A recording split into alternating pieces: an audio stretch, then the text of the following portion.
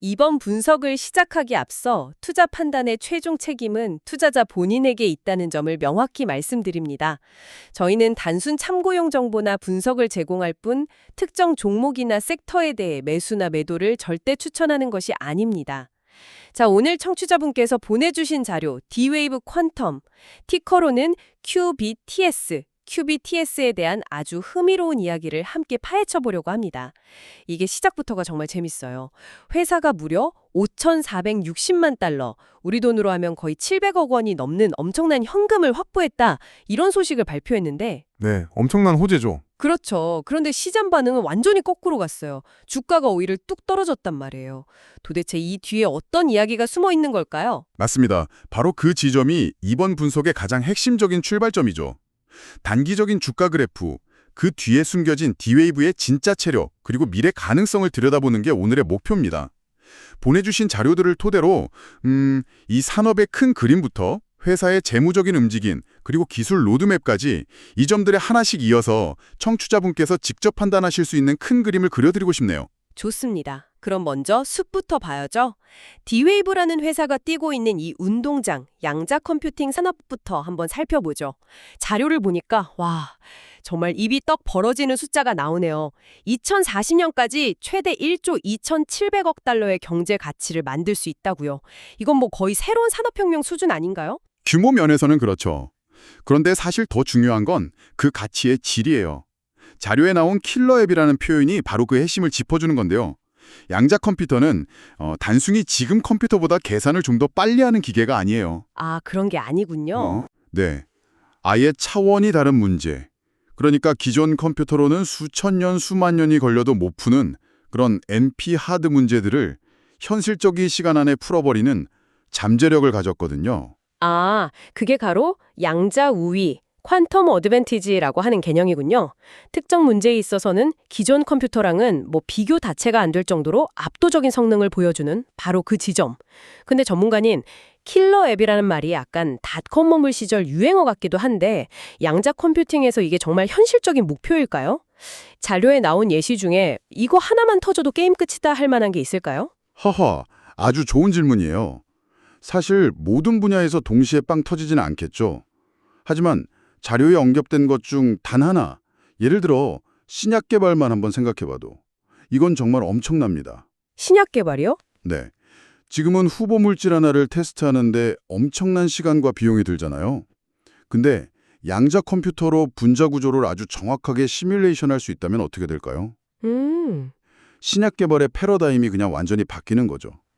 이건 수십조 원짜리 시장을 통째로 뒤흔드는 일이에요. 물류 최적화나 금융 모델링도 마찬가지고요. 심지어 현재의 암호 체계를 무력화시키는 것도 이론적으로는 가능하고요. 와, 듣고 보니 무슨 스파이 영화에나 나올 법한 이야기네요. 그런데 이 엄청난 잠재력 때문에 경쟁도 그만큼 정말 치열하겠죠. 자료를 보니까 D-Wave가 가는 길이랑 다른 빅테크 기업들이 가는 길이 좀 다르다고요. 양자 어닐링 대 양자 게이트, 이 두 가지 방식이 딱 부딪히는 구도 같은데 이걸 좀 더 쉽게 설명해 주실 수 있나요? D-Wave가 선택한 양자 어닐링은 비유하자면요. 특정 문제 하나를 아주 기가 막히게 잘 푸는 특수 계산기 같아요. 특수 계산기요? 네. 특히 여러 선택지 중에서 가장 효율적인 답을 찾는 최적화 문제에 아주 특화되어 있죠.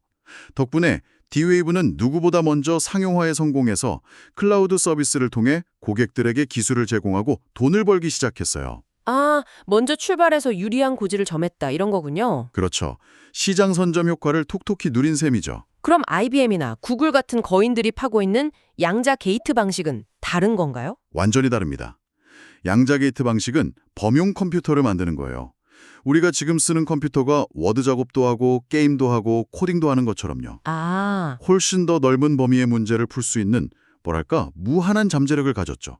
하지만 그만큼 기술적 허들이 상상 이상으로 높아서 아직은 정말 걸음마 단계에 있어요.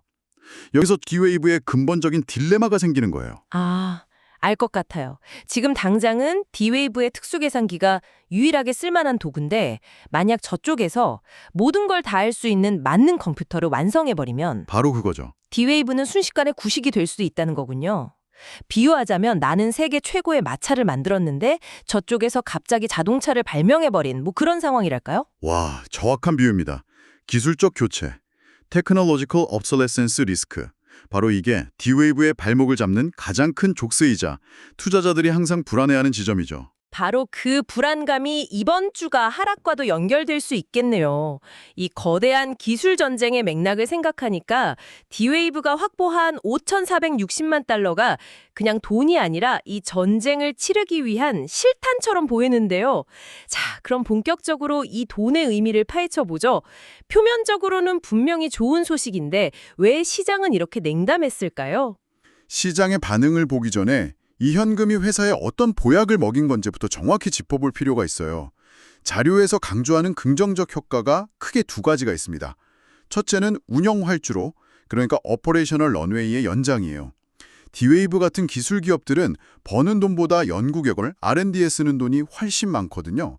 현금을 태우면서, 즉 번 레이트로 미래를 사는 거죠. 그렇죠. 당장 수익이 안 나도 기술 개발이 끝날 때까지 버텨야 하니까 현금이 얼마나 남았는지가 곧 회사의 수명이나 다름없겠네요. 맞아요. 이번에 확보한 자금은 D-Wave가 파산 걱정 없이 다음 단계의 기술 개발에 몰두할 수 있는 시간을 벌어준 말 그대로 생명줄입니다.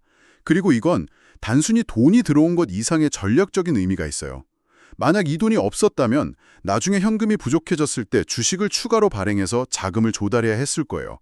그건 기존 주주들의 지분 가치가 희석, 즉 다일루션 된다는 뜻이거든요. 그 미래의 리스크를 지금 현금으로 바꾼 아주 영리한 판단이죠. 그렇군요. 그럼 두 번째 긍정적 효과는 뭐였죠? 대차대조표가 아주 깨끗해졌다는 겁니다. 회계적으로 워런트, 그러니까 주식을 살 수 있는 권리는 잠재적인 부채로 잡힐 수가 있거든요. 아, 부채로요? 네, 이번에 현금 자산으로 싹 바꾸면서 재무제표가 훨씬 건강해진 거죠.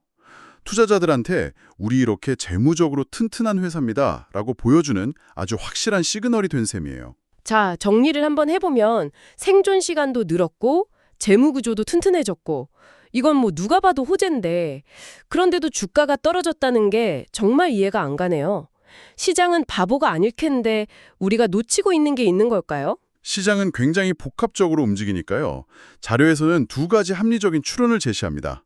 첫째는 고평가에 대한 부담감이에요. 고평가 부담감? 네, 아시겠지만 양자 컴퓨팅 섹터는 실적보다는 기대감으로 주가가 형성되어 있잖아요. 주가가 $20를 넘었다는 건 이미 미래의 가치가 주가에 상당히 반영돼서 밸류에이션, 특히 매출 대비 주가 비율, PSR이 아주 높은 상태였다는 거죠. 이런 상황에서는 아무리 좋은 뉴스가 나와도 오를 만큼 올랐다. 이쯤에서 수익 실현하자 하고 생각하는 이익 실현 매물이 쏟아져 나오기 쉽습니다. 아, 그러니까 뉴스가 매도의 방아쇠 역할을 했을 뿐 이미 차익 실현을 기다리던 사람들이 많았다는 거군요. 그럴 가능성이 크죠. 그리고 두 번째 원인은 좀 더 기술적인데 바로 공급 충격입니다. 서플라이 쇼크죠. 공급 충격이요? 네, 워런트를 갖고 있던 투자자들이 권리를 행사해서 주식을 받았겠죠. 그리고 그 주식을 시장에 바로 내다 팔아서 현금화, 즉 캐시아웃 했을 가능성이 높아요.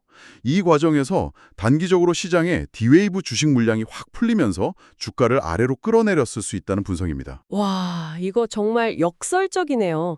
장기적으로는 주주가치 희속 위험을 줄인 건데 그 과정 자체가 단기적으로는 매도 물량을 쏟아내서 주가를 떨어뜨렸다니 결국 장기적인 호재가 단기적인 수급 문제와 심리에 잠시 묻혔다 이렇게 봐야겠군요. 정확합니다. 시장은 때로 저 멀리 있는 숲보다는 바로 눈앞의 나무에 먼저 반응하니까요. 그렇다면 이제 가장 중요한 질문으로 넘어가야죠.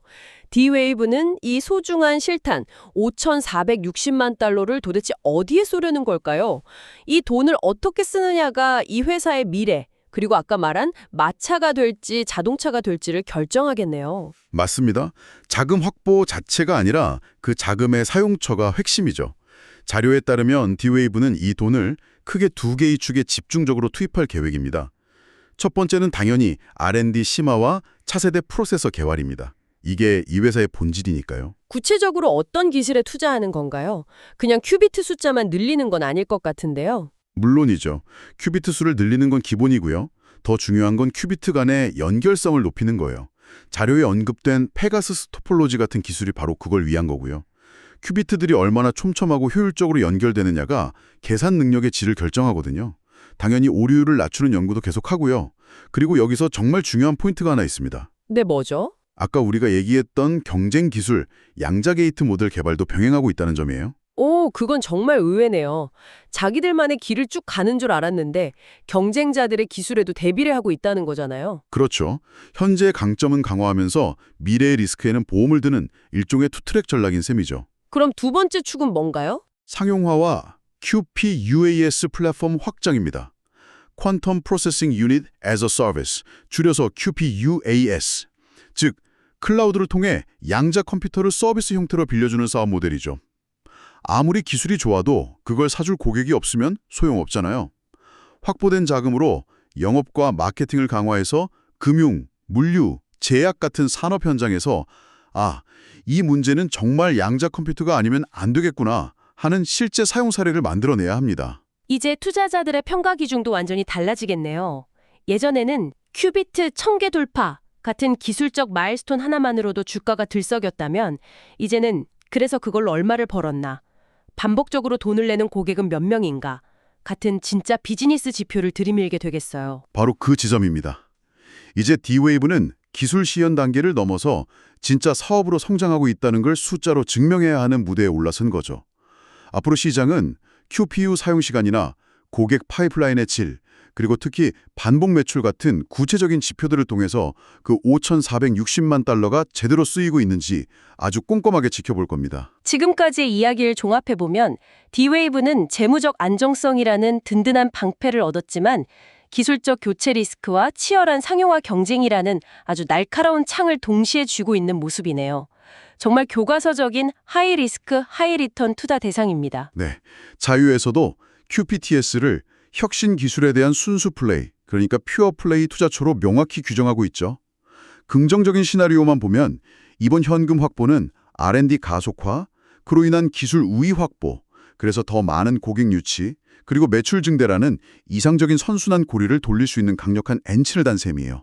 장기적으로는 아주 긍정적인 신호죠. 하지만 그 선순환 고리가 삐걱거릴 위험, 즉 본질적인 리스크는 그대로 남아있는 거고요. 아까 자료에 나왔던 기술 선도자의 딜레마나 성장과 자금 조달의 악순환이라는 표현이 지금 D-Wave의 상황을 정말 잘 보여주는 것 같습니다. 맞아요. 그 두 가지 표현이 D-Wave의 현주소를 정확히 요약합니다. 기술 선도자의 딜레마는 어닐링 방식으로 시장을 선점했지만 더 우월할지도 모르는 게이트 방식에 의해 파괴적 혁신을 당할 수 있다는 딜레마고요. 성장과 자금 조달의 악순환은 매출 성장률은 높은데 적자 규모가 더 커서 성장을 위해 계속 외부 자금을 끌어와야 하는 구조적 문제를 말해요. 이 과정에서 주주 가치가 희석되면서 주가에 부담을 주는 악순환이 생길 수 있다는 거죠. 그렇다면 이 주식은 어떤 성향의 투자자에게 어울릴까요? 확실히 모두를 위한 주식은 아닌 것 같은데요. 결론부터 말씀드리면 안정적인 가치 투자를 원하는 분께는 전혀 맞지 않습니다. 높은 변동성과 실패 가능성을 기꺼이 감수하고 10년, 20년 뒤에 세상을 바꿀 기술 혁신에 베팅하는 투기적 성향의 투자자, 혹은 장기적인 관점에서 포트폴리오의 아주 일부를 혁신 기술에 배분하려는 투자자에게만 고려될 수 있는 종목이죠. 성공하면 수십 배의 수익을 얻을 수 있지만 실패하면 투자금 대부분을 잃을 각오도 해야 합니다. 만약 그런 위험을 감수하기로 한 청취자분이 계시다면 어떤 지표들을 좀 눈여겨봐야 할까요?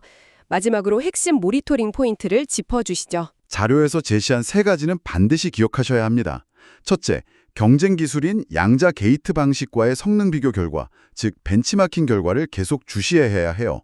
D-Wave의 특수 계산기가 여전히 특정 분야에서 최고인지 끊임없이 확인해야 합니다. 네. 둘째, 수익성 개선 신호. 단순히 매출이 느는 걸 넘어서 매출 대비 운영 비용이 줄어드는 추세가 보이는지, 즉 비즈니스가 효율화되고 있는지를 봐야 하고요. 그리고 마지막으로 내부자 매도 추이입니다. 회사 사정을 가장 잘 아는 경영진과 핵심 엔지니어들이 자기 회사 주식을 사고 있는지 아니면 팔고 있는지를 보는 거죠. 오늘 D-Wave 퀀텀이라는 한 기업을 통해서 양자 컴퓨팅이라는 거대한 미래 산업의 가능성과 그 이면에 숨겨진 치열한 기술 경쟁, 그리고 최첨단 기업이 겪는 현실적인 딜레마까지 아주 깊게 들여다봤네요. 5,460만 달러라는 자금 확보가 단기적인 주가 변동을 넘어 이 회사를 최고의 마차에서 최초의 자동차로 변신시킬 수 있을지 그 과정을 지켜보는 것이 핵심 관전 포인트가 되겠습니다. 마지막으로 청취자분께 생각해볼 질문을 하나 던져드리고 싶습니다. 방금 마지막 모니터링 포인트로 내부자 매도를 말씀드렸잖아요. 네. 만약 회사가 이렇게 멋진 기술 로드맵을 발표하고 재무적으로도 안정성을 확보했다는 좋은 소식을 전하는데도 정작 그 혁신을 가장 가까이에서 이끄는 내부자들이 자기 주식을 조용히 팔고 있다면 우리는 그 신호를 어떻게 받아들여야 할까요? 기술에 대한 우리의 믿음과 그 기술을 만드는 사람들의 행동 사이에서 과연 무엇을 더 신뢰해야 할지 한 번쯤 깊이 고민해 볼 지점인 것 같습니다.